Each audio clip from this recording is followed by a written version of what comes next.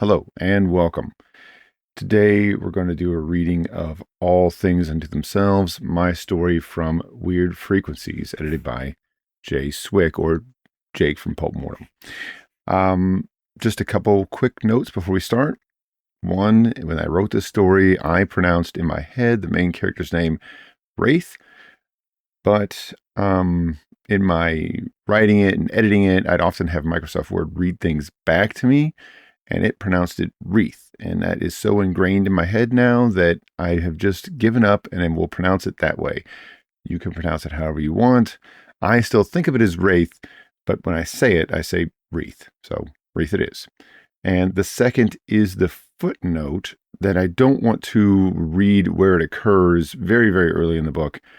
I'll just read it right here. It's very simple. I could have integrated it into the text, but I just felt that it was easier and more out of the way. It doesn't play a big part into the story. It's not super necessary. It's really just an artifact of an earlier iteration. And this is referencing, of course, the word plat as it occurs in the text early. Platonic, fang-armored combat machine, structured after the platonic solids, paneled with mirrors which extend the mental projections of a pilot through the use of ether. And of course, a platonic solid is, well, a die. Now that that's out of the way, let's begin.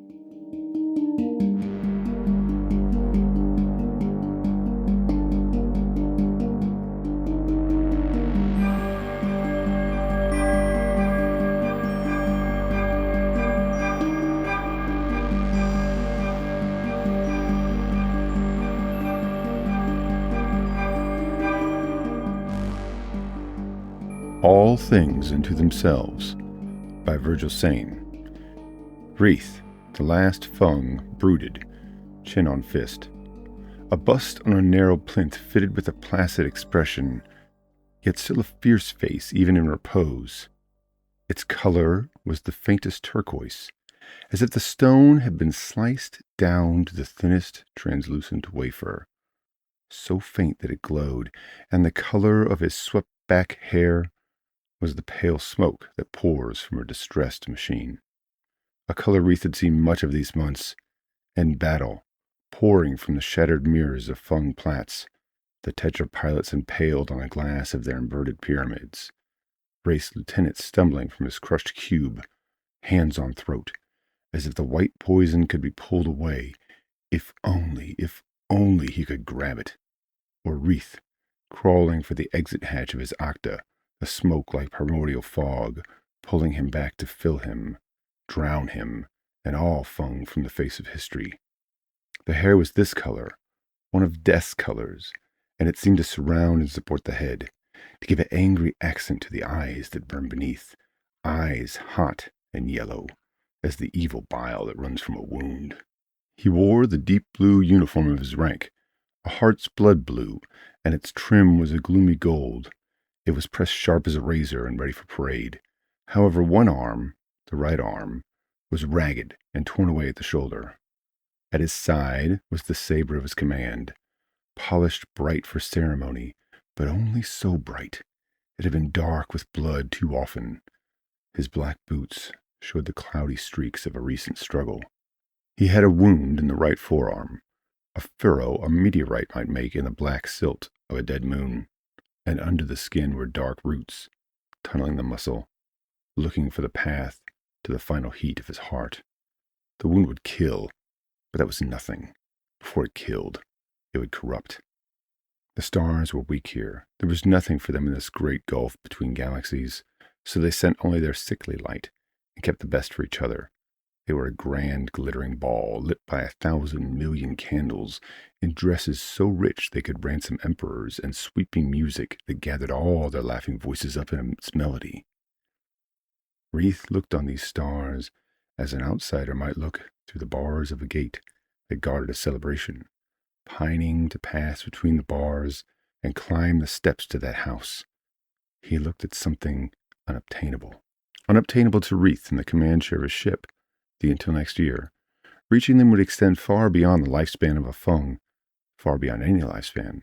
It was a journey for cryosleep, and he must not let himself into the cryopods.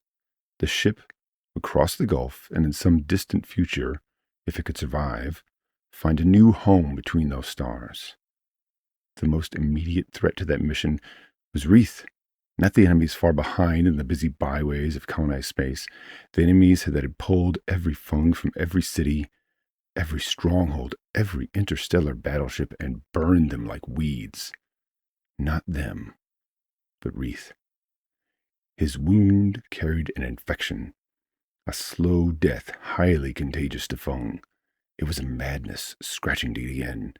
But Dosset, flame-hearted Dosset, had steadied his resolve, and so he would not open the chamber to the cryopods. It was only a week after the final outpost had been taken. They were captured and imprisoned in a warehouse to await judgment. The temptation to make a show of executing the Fung Elite had been too great. But a guard had made an error, a sliver of an error, and the Fung prisoners had poured out of the warehouse and overpowered him. First hands did the work, next stolen arms, finally to the storehouse and the Fung weapons. Down the halls, bright warriors, blasters spat dragon fire, lances pinned them to the walls, swords made 2, 3, 4 pieces of a body. Oh, there never was a happier glee than the death of a truest enemy. They found the dragon's treasure, the reserve of the reserve, the ship that could undo it all. All! The enemy wanted to gloat over it, and now the Fung had it again. They piled inside. The ship tore away from the dock. Enemy fire on her hull, nothing more than match soot. The ship bared her fangs of flame at the enemy and turned them to pillars of ash. They were away, too fast to be caught now. They laughed until their yellow eyes closed, so hard that the cowardly guard who had hidden within was a surprise. They would have given him good sport, a quick death at least, but he leapt from shadow and struck Reith in the arm. Dosset flashed his head away in an instant. Never mind that control module, all too late. The telltale milky droplet that rose from the cut could be nothing but the poison, and the weapon, a hypodermic blade. The ship's engine cut, and the computer demanded quarantine. The sympathy on every face was only a sheet to cover their panic. Dosset blew a kiss. A true kiss was too dangerous now, saying, "Noble Reith, champion of the Fung, set our course and guard us," before all passed through the door and into the endless winter of cryosleep.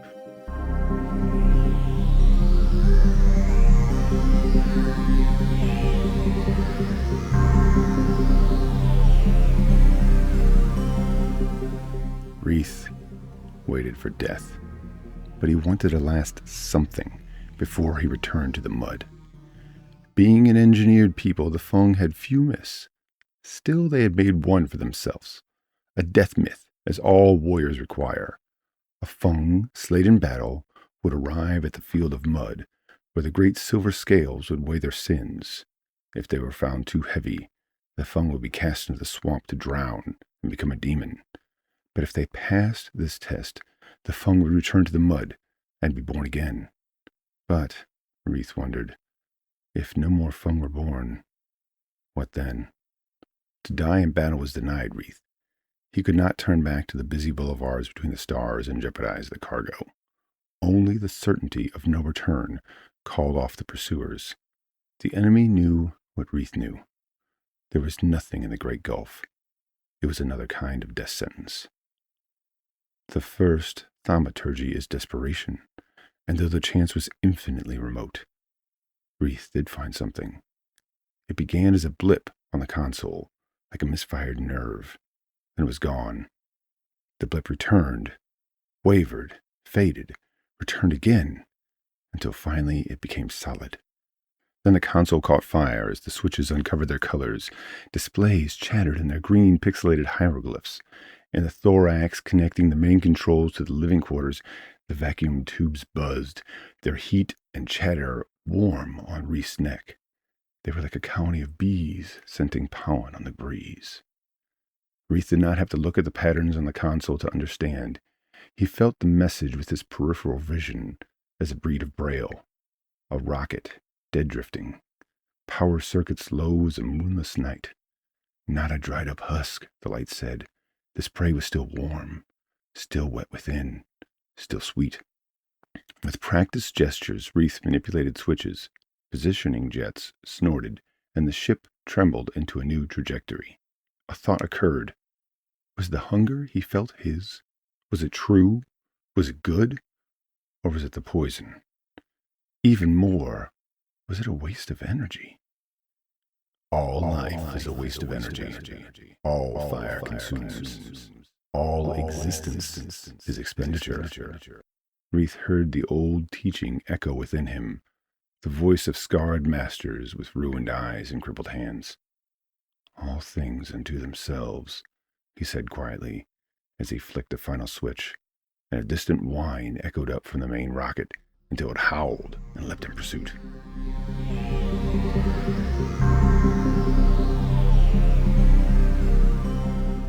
The rocket drifted like a piece of trash on an ocean of night.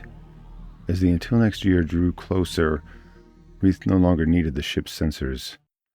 There was something wrong. Until Next Year continued to buzz with excitement. Reith could not understand why. The ship was covered in something. Reith edged the ship closer, and the confusion on his face became comical. The rocket was wreathed in vines, and the vines were studded with roses.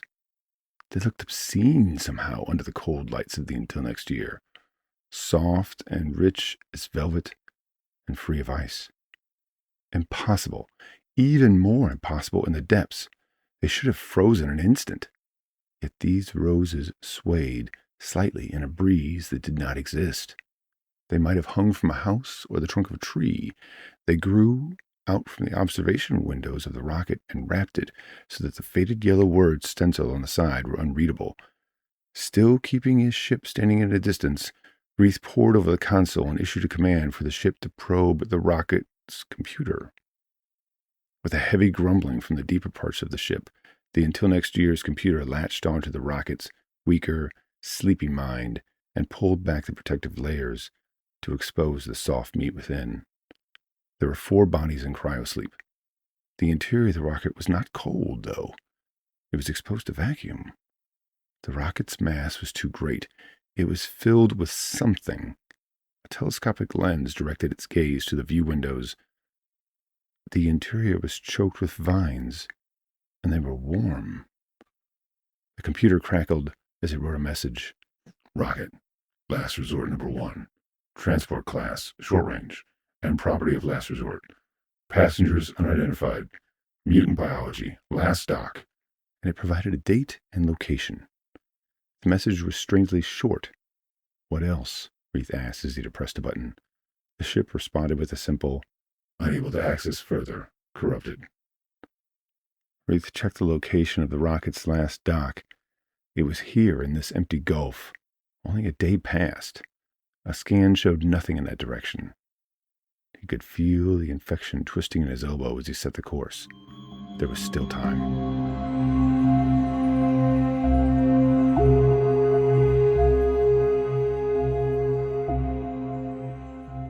In his 5th year, Reith and his friends took a hunting trip. Their schooling was over, and they were to take positions as plat pilots within the week. This was the first time as adults, perhaps the last time, they would have the freedom to choose. Freedom was a dangerous treat for Fung, and it was given little respect by adults, but still it was coveted. A hunting trip was the choice, and the prey would be the cobweb panther. Those forests were not green in Reith's memory. Green to the eye, but Reith remembered them as red with the flush of blood. He had been thinking of this, of a forest of blood, where pulling a leaf might bring a drop, or cutting a branch a hot shower, when he had encountered a face. He began to reach out his hand, thinking it was only a bit of old spider silk, when the truth had sharpened into focus and lunged for him. In that same way, the massive object loomed out of the drossy pattern of space, like a spider or a panther. It was black and coated in something to impede the scan of the ship's sensors. It registered as a field of cones, like the stalactites found in a cave, nested closely together and high as space elevators. Reith quickly redirected the ship before it flew down into whatever soil they rooted in. Reith noticed that there was a light coming from what he took to be the underside of the structure, and he directed the ship that way. As the until next year came around, he understood that he had been mistaken. The cones were the underside, and this was the top. A terrarium. A dome of something harder and stronger than glass, stretched impossibly high and wide across a forest. So big the until next year might have been a dragonfly darting over a field of a farm. The readings showed the terrarium was bigger than any city that Reith had ever walked within. The dome was hazy with moisture. It made the green and yellow vegetation look like paint still wet on a palette. Terrariums were abandoned ideas, archaic beyond belief, too expensive, too vulnerable, too hard to repair. A folly. With no source of power, how long could one last in the crushing cold of space? Still, here it was, lit and working. How could it be sustained? The display showed Reith that there was a terrible rent in the dome. He turned the ship to investigate, and the final shock came. Rose vines spilled out of a massive crack, filled it, crawled along the terrarium surface, and stretched out into empty space. Thousands and thousands of miles of rose vine. They wrapped around each other like tendrils. The until next year could have been encased within just one, and there were more than a dozen, studded with roses red as chipped ruby. The computer reported that the terrarium, calling itself the Last Resort, had offered to guide the ship into dock. Reith flicked a switch to approve the process while he watched the rose vines disappear behind the horizon.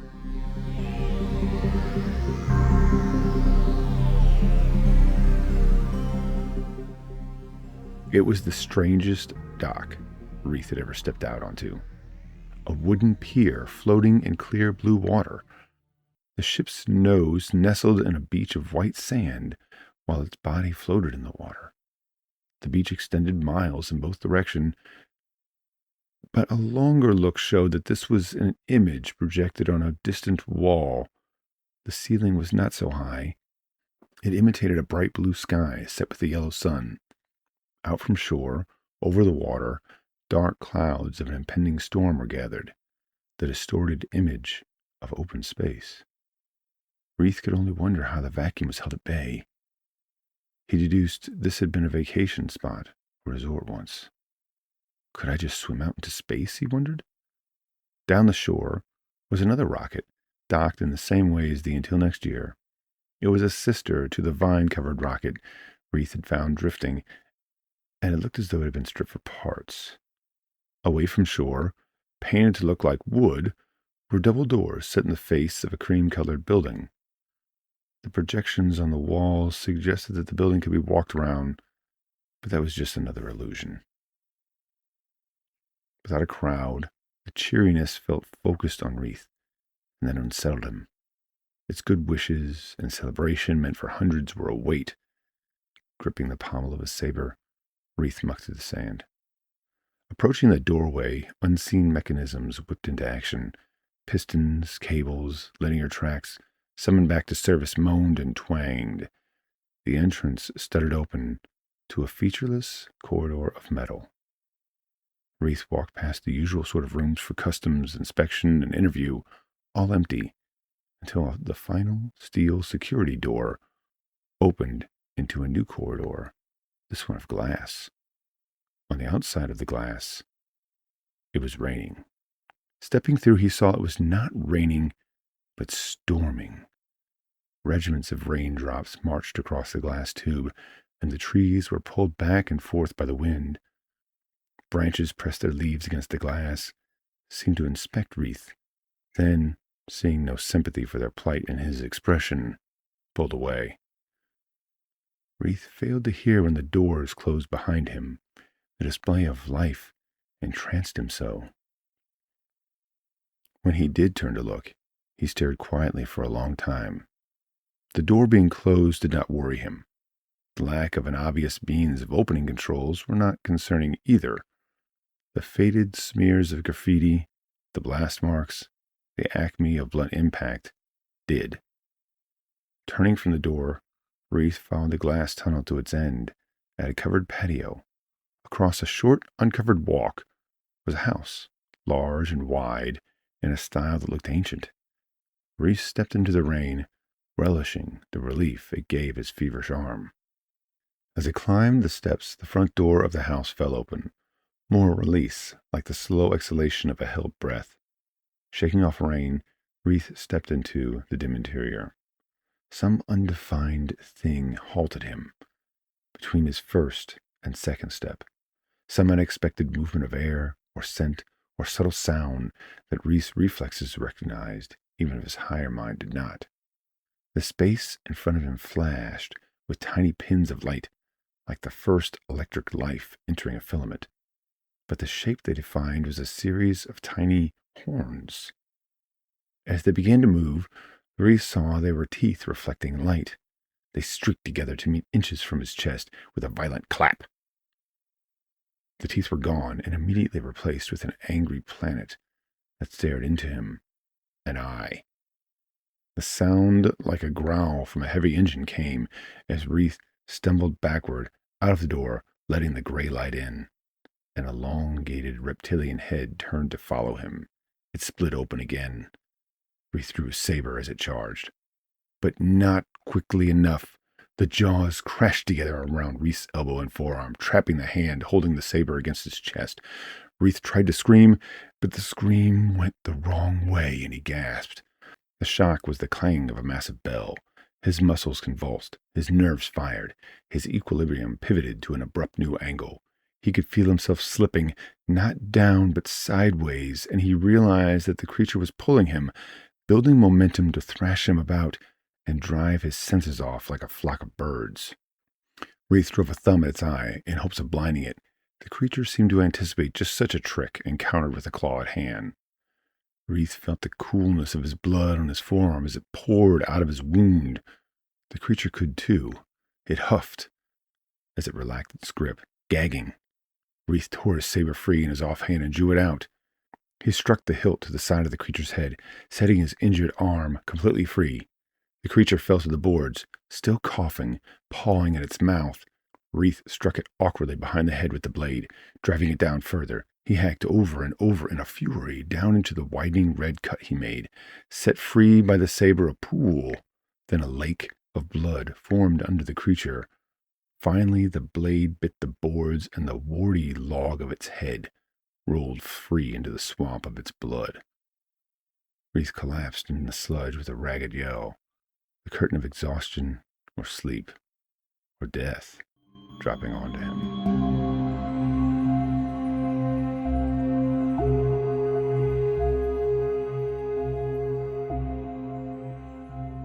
Reese woke in a blood-red pool. His clothes, his hair, the skin of his face, and his feet inside his boots were wet.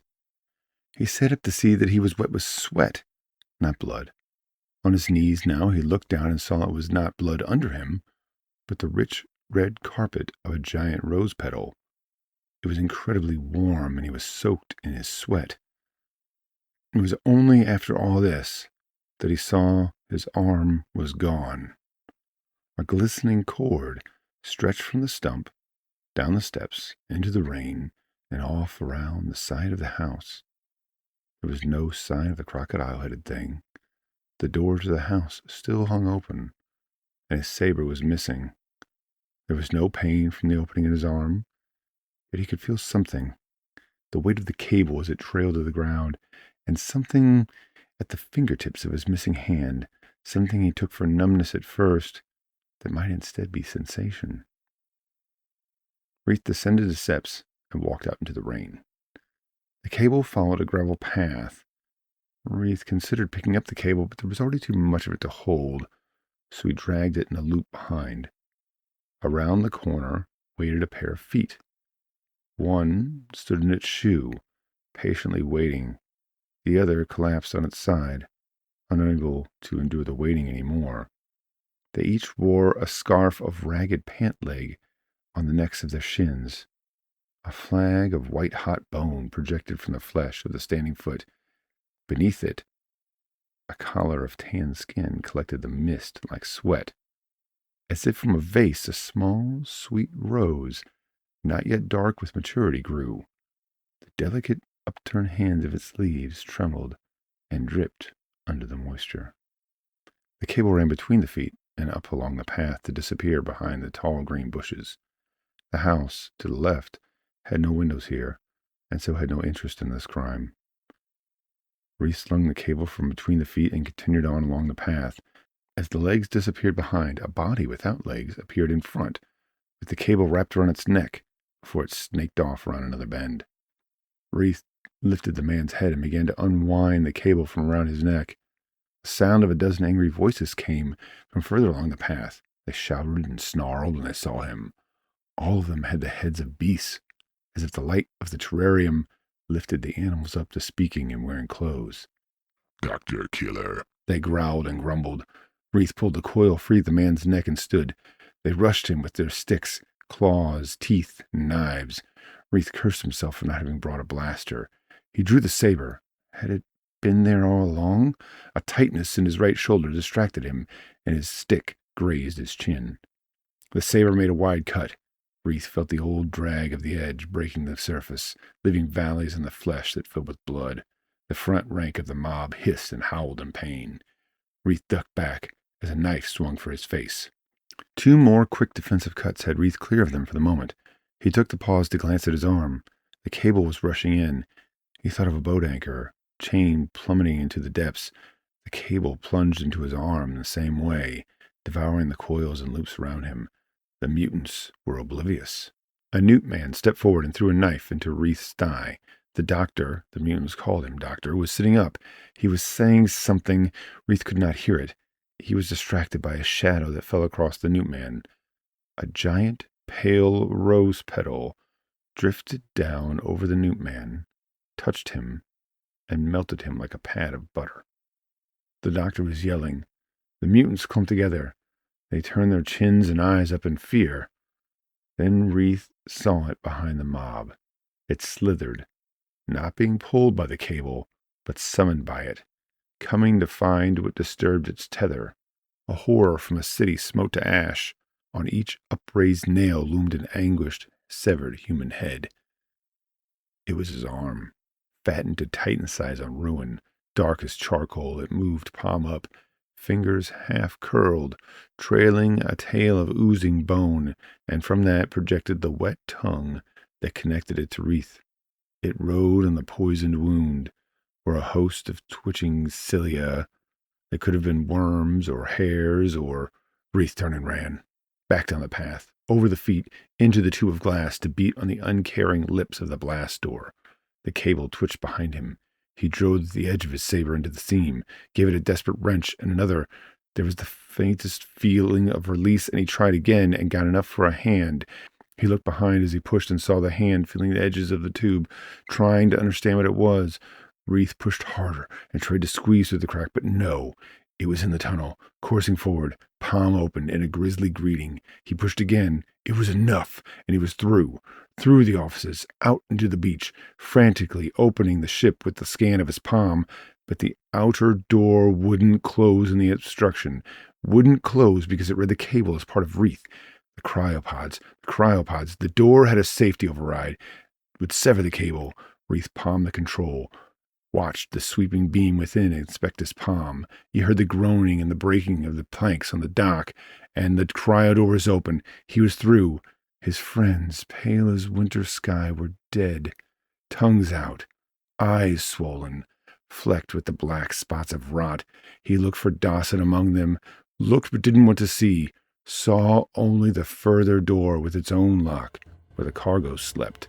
Then it grabbed him, and the dream ended.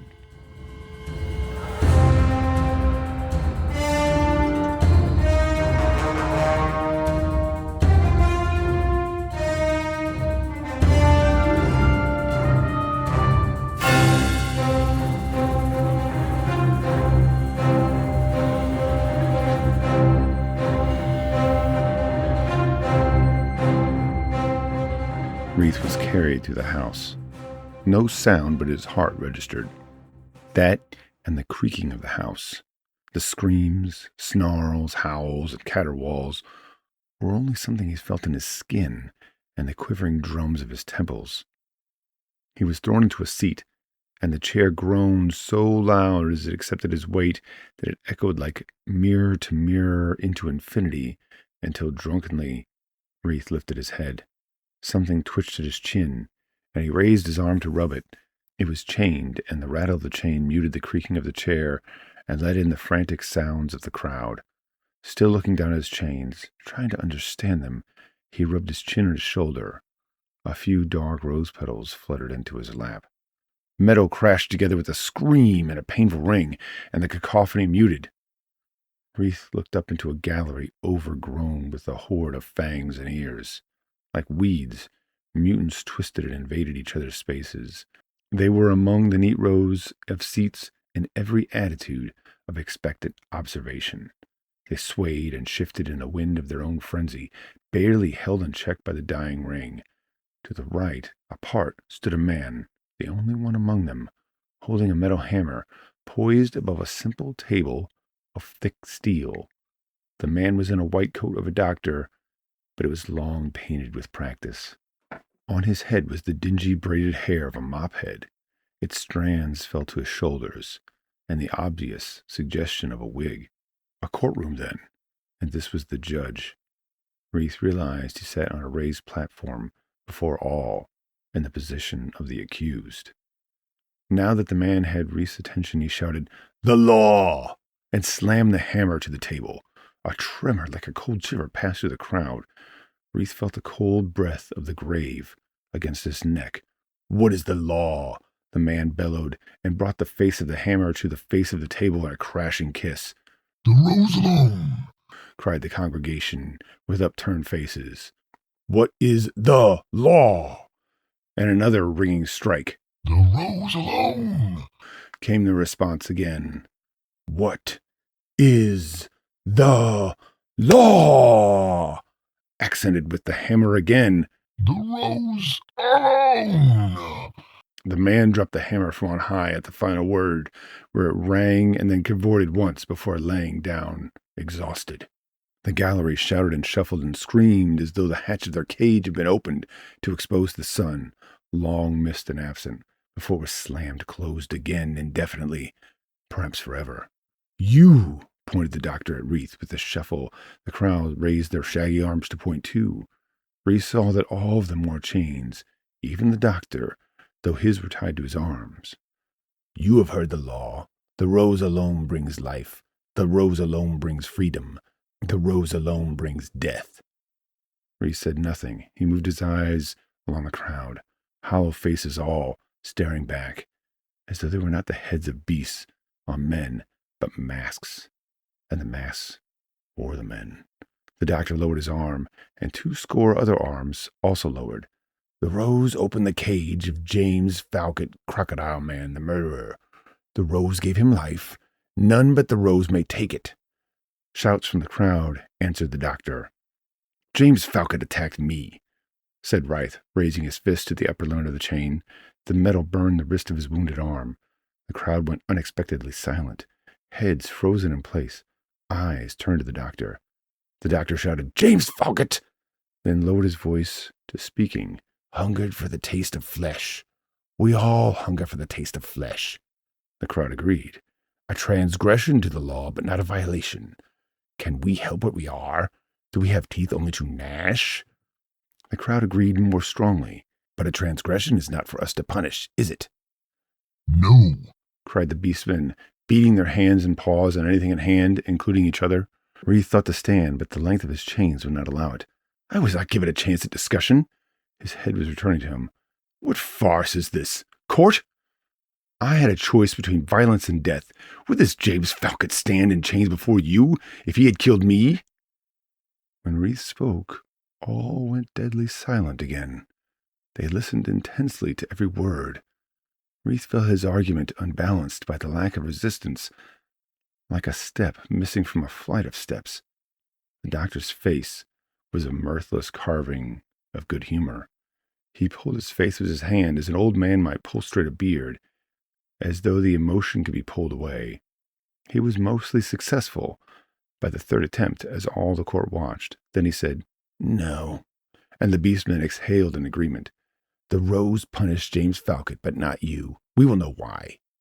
I do not know. Do you think I can tell you? Reith replied between his teeth. The first witness, said the doctor, and was drowned out in the repetition that came from the crowd. To the shouts of Witness! a man in rags, hairy and crowned with the head of a sickly rat, was ricocheted out of the crowd. He stumbled and hunched, and Reith saw that one arm was black and shriveled. The arm was tied below the forearm, and from the band down the arm was flattened as folded paper. Who is this? Reith yelled. Basil Town, the thief, Ratman, said the doctor. Basil looked up with pitiful eyes. He spoke, but not loud enough to be heard over the crowd. Quiet, said the doctor, and bang the hammer. Let Basil speak, and be seated o'er the medical hammer. Basil nodded over and over, looking around as the voices issued one last bellow and grew silent. The chairs moaned as all the wild bodies found a way to rest in them. Praise the law, praise the rose, said Basil as an appeal. I remember this face. In this chair. This is a Fung. A killer. A destroyer. An invader that takes all. His voice was small. They came to our farm. Shot mother and father. Ugh. He spat at the word father. Then they burned the crops. They left me alive. We take what we want from you and burn the rest, they said. I had no choice but to steal. The police finally caught up with me, and then they sent me here to sleep. And the rose gives us good dreams. The sun dreams. It's not crops but roses that we grow my dreams now. And the sun is bright. And this one, he pointed to Reith, wants to take it from me again. Reith could not force the expression of disgust from his face. So this mutant had some woe from some long-ago Fung invader? He wanted to strangle the pitiful rat man and his pitiful problems. You did nothing with yourself, and turned into nothing. I don't know what mutant corner you came from, but did you expect to amount to something? We are not mutants. The rose made us so. But his voice had no strength that did not impress Reith. Reith stood and strained at his chains. The strain seemed to tear his wound. You are all nothing. I would burn you all as useless crops if I were free. I will gnaw at your necks and flood this room with your gore. Do you think the Fung care for your outrage? No! We never chained you. We never poisoned you. Your rose, whatever it is, made you this way. It made you the beast that you are. No, shouted the doctor with a ringing strike of the hammer. No, the rose made us what we thought we were, and when we think ourselves men, we return to men. The doctor spread wide his hands to present his face, just as I am now. I came here to sate a final hunger. My food is battle. It was battle from my second year. I kill the enemy of the Fung. All are the enemy of the Fung. Unchain me. Let me feast. All should drown in the ecstasy of blood. This mad speech struck some inner secret pain in the crowd. They howled in anger and agreement. From somewhere a barrel of moldy water was kicked over and ran green and black across the floor. The beastmen were a crawling mass now, somehow still held back from surging forward. A manic panther man scaled the back wall and tried to bite at the corner. To get out? To vent? Or to display strength? No one knew. The doctor rang his hammer down over and over. Ding! Ding! Ding! But the sound was gobbled up like a scrap of meat. With each ring, Basil crouched and clutched at his flattened arm. Reith gripped his chains with both hands and tried to use the muscles of his legs to lift and pull it free. Ding! And Basil the Ratman jumped for Reith, his two shovel-bladed teeth arching for Reith's shoulder. The doctor shouted something, but the words were undefinable. A shadow fell across Reith. It fell across Basil, too. Basil's eyes went wide and wild. He tried to stop himself, but he was too late, and his teeth sank into Reith's shoulder. Immediately, Basil tore himself away and was skittering back. The shadow was moving off of Reith and towards Basil, shaking his head, pleading with his hands. Reith was still too stung with pain to make any sense of where the shadow was. There was nothing behind him. The gallery had halted in its turmoil and now uncoiled and retreated back in a curtain of terrified eyes and faces. None dared look away. None dared hold their ground. Then it came into view, drifting down as if just dropped from on high, a single white rose petal of primordial size. It was hardly lower than the ceiling, and it swung back and forth as it dropped. Reith saw that the doctor was under the table. It fell suddenly, but somehow not quickly. It drifted down with no respect for time. It landed gently on Basil the Rat Man. As it touched his ear, his head, his black nose, his teeth, his neck and slumping shoulders, his arms, his chest, his thighs, and even down to his feet, it boiled him, turned him to a red foam, and drank every drop. The petal streaked, then swirled, then swelled with red, until it lay on the floor, a red velvet tarp serenely waiting for a breeze to tumble it away. The eyes of one beast man grew so wide that they fell out of their sockets. Panting and wheezing were the only sounds. Reith looked up and behind him, but found nothing but an ordinary room. Coming from under the table, the doctor said, "What is the law?"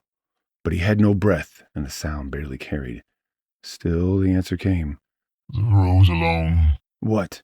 The doctor gathered his strength. "What says the statue?"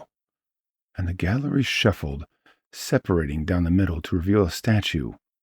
But was it a statue? Reith had taken it for another human face, mixed in with the beastmen, somehow moving with them. Its face was somewhere between agony and bliss, and its gesture between an invitation and a shrug. It looked like wood or amber marble. There was a translucent halo about it, as though this were nothing but a candy shell. The gallery moved completely away from the statue. They looked at the doctor to inform them. The doctor listened with upraised chin, his eyes shifting over and over as though the words were moving and he must follow them, but Reith heard nothing. He was just starting to wonder if perhaps that— "So be it," said the doctor, his voice cracking under the strain of shouting. "We cannot spill blood. Only the rose may spill blood, so we must punish you with 40 crashes of the hammer. Then you must unlock your ship.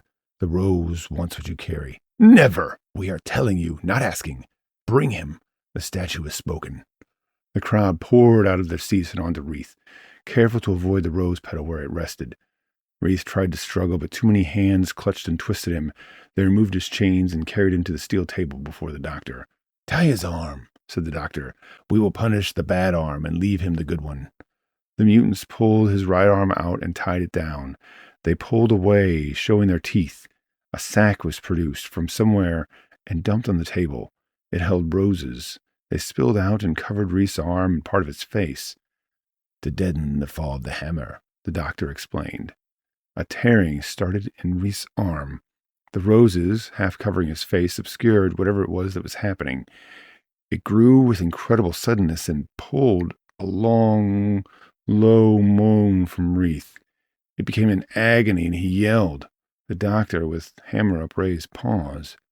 The yell seemed too intense to be anticipation. There was a final snap, and Reith's arm grew cold. The hammer crashed to the table, and some of the roses fell away from Reith's face. The hammer crashed again, and Reith looked to see the ruin of his arm. But there was no arm. There was only the crushed roses, the hammer, and the table. The hammer struck again, and more roses fell away. Reith could see the end of his arm. It stopped at the elbow. There was no blood, no gore, no arm. The hammer struck again. More roses fell away. There was a cable, in texture like a leathery rope, that ran from the stump. Reith tried to turn his head to look up, but it was being held down against the table. The hammer struck again, struck where the arm should have been but wasn't. The doctor was looking intently at his target when he raised the hammer for another blow, but there was no arm there. Reith strained to twist his head to follow the cable. The hands of the mutant men fought him, but he succeeded in gaining inches. More dark and twisted than he remembered it from minutes ago, his arm was crawling across the table, tethered by a thick tendon that played out of its ragged, dry stump. like a spider playing out webbing. The hammer hit again, and the arm dropped off the edge of the table, out of sight. The cable, damp as though with a fine oil, continued to move. The hammer rang again, and the doctor was breathing hard with the effort. The cable pulled taut against the table's edge, suggesting that the arm was under the table. Reith only heard the sounds around him, and they poured into his thoughts, beating their fists on the doors of his mind, the hammer, the cable, the doctor's breathing, the faint, so faint ticking of something unseen beneath the table. The doctor raised the hammer again, then caught himself. "What?" he said, looking off somewhere that Reith couldn't. He lowered his arm. The mutants questioned him. The doctor silenced them with a hiss, and he was listening again, his eyelids pulling themselves farther and farther apart, uncovering his eyes more and more. There was nothing to hear except the roar of the table's surface pressed against Reith's ear, as if a roiling void encamped within the steel heart of the table. The doctor directed his two wide eyes to the table, to the place he had been striking, to the place where Reith's arm wasn't. He shrank back, fumbling the hammer in his panic. The pressure holding Reith down slackened. A fierce snarl started in his face, as though the madness of the roaring void within the table had infected his face and spread across his expression as a storm cloud infects the earth with its darkness. He coiled, and as the mutants questioned in sounds between grunts and speech, the pressure holding him continued to slack. Reith gave his body a wild jerk, and the hands that held him slipped off. He dropped down, letting his captors spill onto the table. His good hand crossed the handle of the hammer lying on the ground and grasped it with an instinctual urge to do violence. Before him was his hand, dark as soot, palm wide in a threat like a spider the moment before it pounces.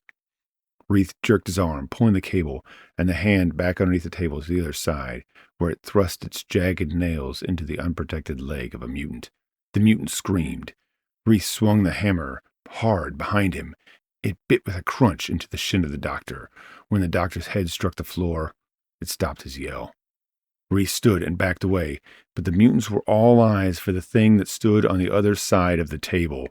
The mutant's hairy head cracked, as if it were made of eggshell. His whole body cracked, closed too, as if it all were just an illusion painted on the surface. Reith's demon hand shuddered free of the chrysalis, fingernails like broken tombstones flicking away pieces of muddy flesh. It broke free, big as any man now. It hunched over the table, gripping it as if steadying itself.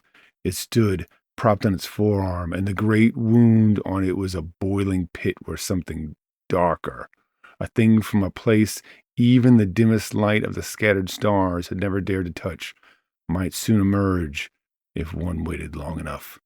Reith did not wait. He brought the hammer down to flatten the umbilical connecting him to the arm. He turned his face from the tile as it exploded, a bit too late. A tremendous commotion was happening, but Reith could see nothing. He rubbed at his eyes and crawled away over the doctor. He still held the hammer, but it slowed him. He could not tell what effect his blow had been to the cable. Yells, crashing, the heavy thumps of flesh striking flesh, the mind-numbing scream of protest as the steel feet of the table shifted. Reith crawled away from it all. Finally, he struck a wall with his head, and he turned over to wipe his eyes in earnest. Blurred and painful, at first, he saw that he had severed the cable. 2 feet of it hung from his tattered stump, dusty and flattened at the end. Sliding up with his back against the wall, he squinted to see the rest of the room. Bodies were tossed about. Blood marked the floor and the ceiling. The arm, titan-sized, clenched a mutant whose face trembled in anguish. A few other mutants, brave or frenzied, beat the hand with their own smaller hands.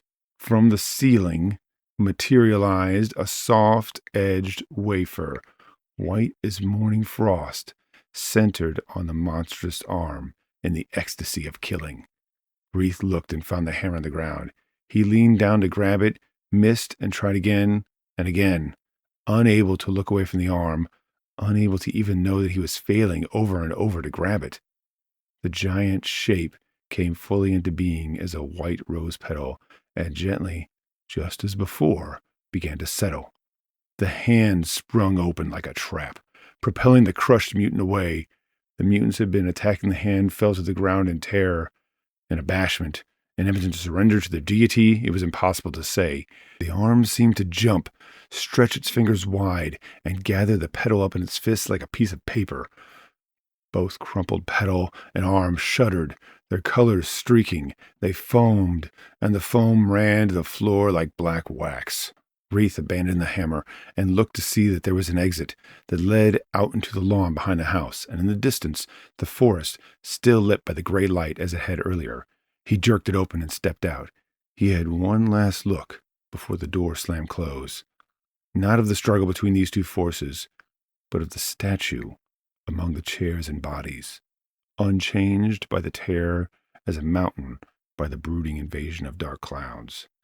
It was unchanged except in the way Wreath perceived it. The statue did not seem to even be the same statue anymore. Then the door was shut, and Wreath escaped. Slowly, the maddening creaking of the chair faded.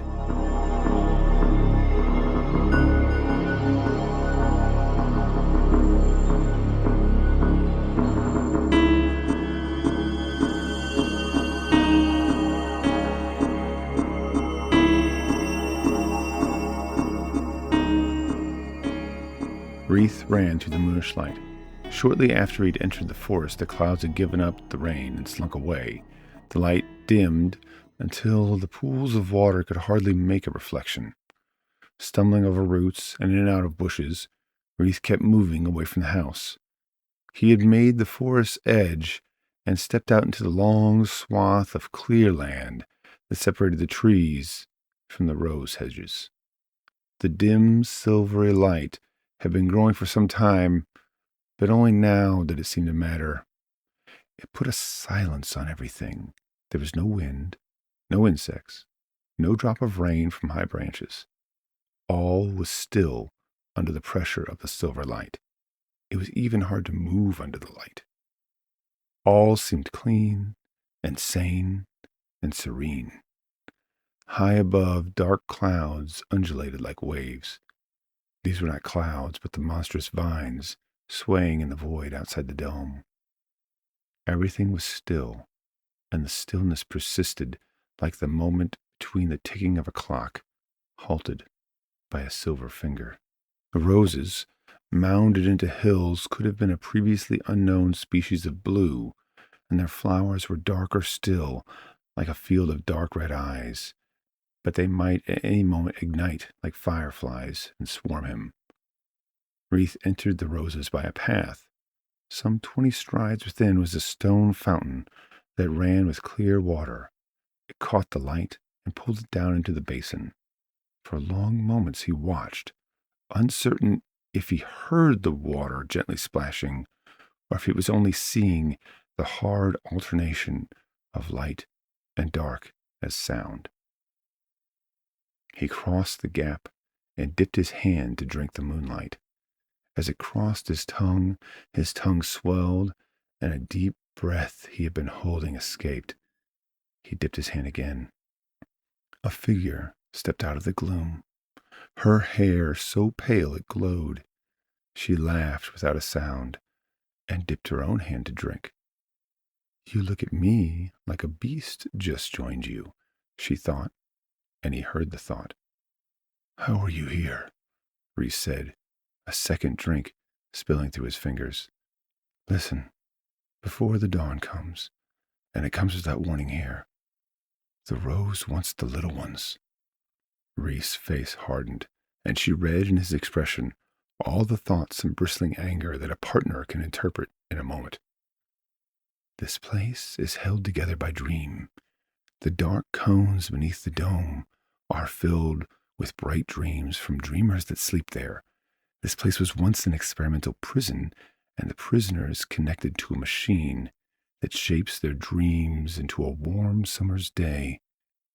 The rose has its roots in those dreams, and it draws the heat and the rain that it needs from there into itself. It is patient and paranoid as the soil that it draws from. It woke the doctor and the mutants to serve it, but its understanding of care and benevolence is derived from maladjusted criminals and the sick. It wishes to escape and to imprison at once. The sky, the pool, the woman he loved were beginning to change color as the light rose. Reith struggled to find his voice, but it too slipped through his grasp. A yellow shaft of light struck her hand and blew it away like an eyelash on a cheek. Almost out of time, she smiled as the light came out and scattered her into motes.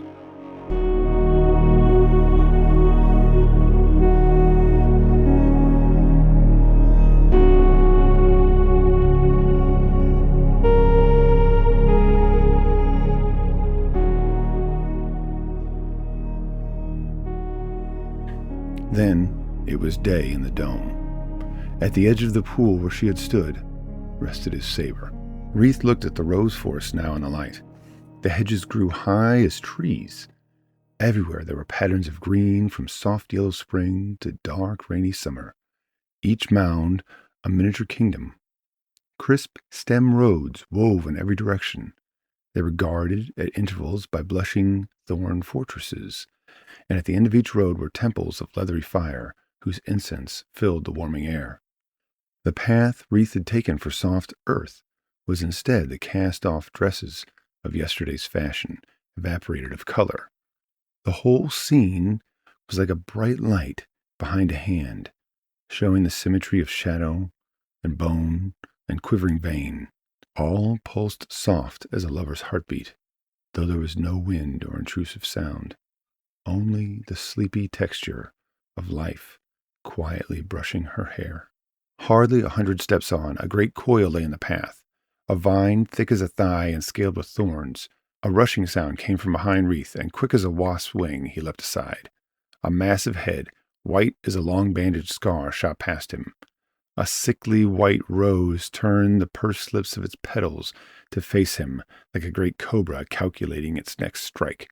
A dizzying scent burned Reith's eyes and nose. He raised his saber and felt the roots stretch farther in, past his shoulder, wetting their toes in the moat that surrounded his heart. The rose coiled itself and retreated a bit. The flower opened completely. The heaviness of its scent became a thought, and the thought became words in Reith's mind. It drew on forgotten voices, so that he thought this was something they had heard long ago and only now remembered. It's over. Release the ship. Release yourself. Your wound has swallowed your personality. You won't get the ship. You won't get me. Better to rot and die than be in your cult. Cult? The scent was sharp. Is it better to die? And how do you know what is best when you made war? How can you know you are not a slave to your instincts? Remember those who planted those seeds? The same ones that burned your people like weeds. Have you already forgotten that you opened your ship for us? How else could you have met your bride? Reith curled his lips. No, he said flatly. Yes, you remember the dream. Reith's face pulled into a snarl. He looked at his hand. It twitched as if ashamed. He had opened the ship. If it's open, then what do you want? The cargo, the vault where the little larval fung sleep, filled with bright, idealistic dreams. The dreams the fung implant to temper their anger.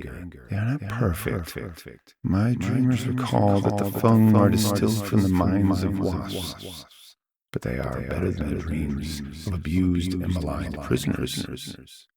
You want the last of the fung as slaves? Do you think you could sway me with this talk? What chance is there in your journey across the Great Gulf? The trip is beyond the endurance of your ship.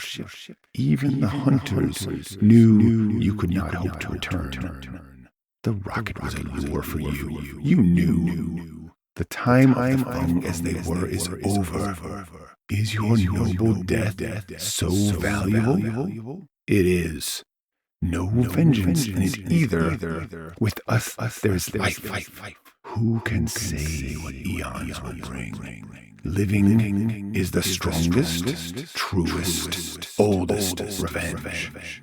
Your time is closing in, and I can sense the gray coming into your skin. Wreath opened his mouth to reply. He never knew what his reply might have been. The gray of death was in his face, and the rose struck, engulfing him in its flower. He swooned under the scent. He swept the saber hard, just behind the flower's hip. A hot stream of liquid shot out and burned his rotting arm. The first feathery touch of the rot stroked his heart. It sucked the breath from him. He hacked again, and the blade passed through the stem and severed it. The vine spasmed, sprayed him like a high-pressure hose. It encircled his legs and his chest, shocked him with the hook of its thorns. The rot inside, like a black hand, was reaching for his heart. The flower fell away from his head. He swooned drunkenly. He began to collapse. Dropping the saber, Wreath reached out to catch himself. One of the giant rose petals was in the path of his hand. It was clear like a window, and through the petal window was the palm reader that would open the door to the larval fung. It must have a living palm, of course, and any tampering would destroy all the little ones. There were many provisions against corruption. Wreath pulled his hand away. He crashed through the petal window and against the wall of his ship. He gasped, but he could not. He reached for his throat, remembering the white poison smoke he had escaped once. He tried again to gasp and failed again. Wreath slid down the wall. He was in his ship, if only. He reached out to steady himself on the wall, only to see another petal was there, another petal window with the palm lock in its center. "Damn you," he hissed, but it came out as all thought and no sound. He tore away at the petal like an offensive propaganda poster. The death lightning rumbled as it built up, coming to claim Wreath. He felt its rattle in his lungs, its quiver in his blood, its arcing in the chambers of his heart. An infinity of tiny voices screamed as they sensed the lightning begin to fork. They would be trapped forever in icy oblivion.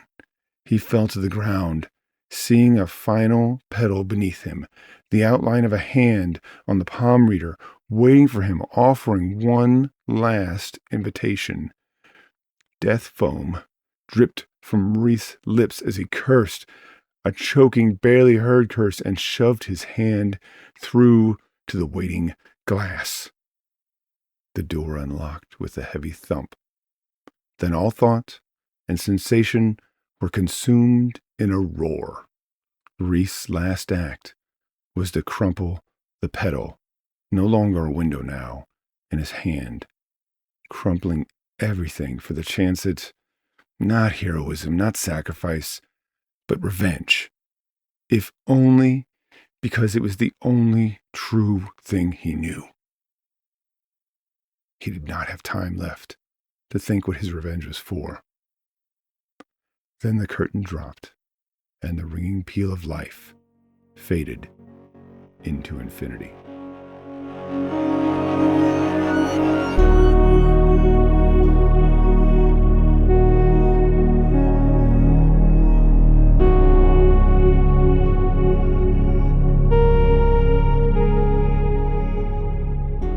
It's time for bed, little one. Sleep well, just like the little fung. What are the little fung? Well, my father once told me that what we call the Garden of the Fung, or just the garden, was once a great gulf of empty space, completely without roses. But now they fill it, or they soon will, I hear. If you ever visit the Garden of the Fung, first be wary. There are many strange things that prowl there. But also look for the little seed pods. They only grow on the wild vines in the garden, and they never grow bigger than your silly head. That is where the little fung sleep, so do not disturb them. The little fung filled the gulf with roses, and one day they will reach the stars that they first sailed for, before either you or I ever existed. Oh, All right, then. I'll sleep like a little Fung. Good night, then, little Fung.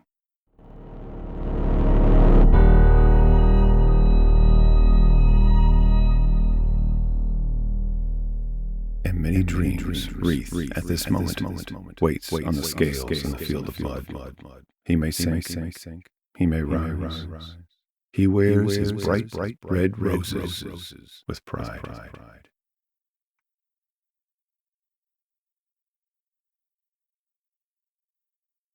That's it. Thank you very much. Hope you enjoyed the story. I'd like to give a lot of credit and thanks to Jake from Pulp Mortem, our editor. It was really a pleasure to work with him.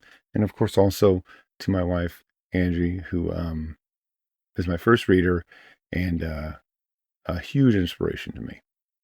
Thank you very much. That's it. Bye.